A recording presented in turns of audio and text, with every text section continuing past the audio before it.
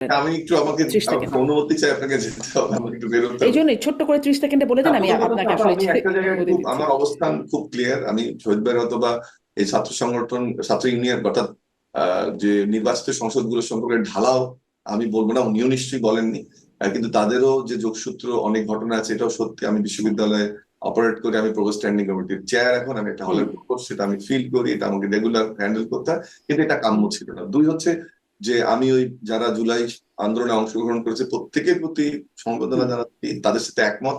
কিন্তু যে প্রক্রিয়ায় ঘটনাগুলো ঘটছে এবং যে প্রক্রিয়াটা একেবারেই প্রথম দিন থেকে, যেমন এইচএসসি পরীক্ষার যে সংসদে ঢুকে পড়লো বাচ্চারা, সরকার হুম। পাস না করে পরীক্ষা না নিয়ে পাশ করলো, ওদিন আমি অটো আমার পাস। স্পষ্ট আমি কয়েকটা টেলিভিশন ওদিন বলছি যে এইটাই হচ্ছে সমস্ত নষ্টের গোড়া। খুব সস্তা ভাষায় মনে হচ্ছে আপনাকে বলছি আমি, কিন্তু কথাটা আমি সত্যি বলেছি।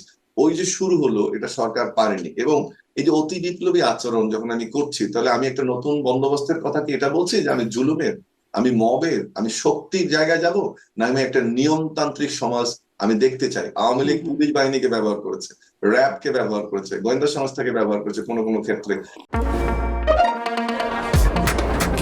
শুধুমাত্র সিটি ব্যাংকে অ্যাকাউন্ট থাকলেই করতে পারবেন গুগল পে, তাই অ্যাকাউন্ট খুলুন আজই। তাহলে তারাও একটা শক্তি প্রয়োগ করে ক্ষমতায় ছিল।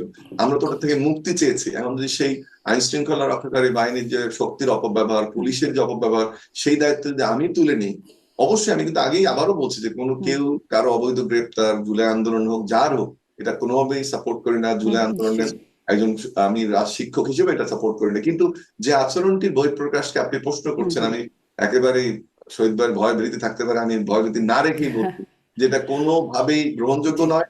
এবং এটা একটা থামানো দরকার। এবং একটা কথা বলে যেহেতু আমি বের হয়ে যাবো, একটা কথা বলে শেষ হুম। করি। আমরা আশা করছিলাম যে এটাকে গভর্নমেন্ট অ্যাড্রেস করবে এবং নির্বাচন পর্যন্ত এটা নিঃশেষ হবে। কিন্তু এই ধরনের ঘটনাগুলো কিন্তু নির্বাচনের সময় আমাদের যে আইন শৃঙ্খলা বাহিনীর প্রস্তুতি, সেটা কখনোই নির্বাচনে আইন শৃঙ্খলা নিশ্চিত করে না। এটা করে সোশ্যাল কন্ট্রাক্ট, অথবা নির্বাচনের মাঠে যেমন প্রার্থীরা থাকে তাদের এক ধরনের পলিটিক্যাল কন্ট্রাক্টের মাধ্যমে। 4 জন পুলিশ 3 জন আনসার এটা কিছু করে না।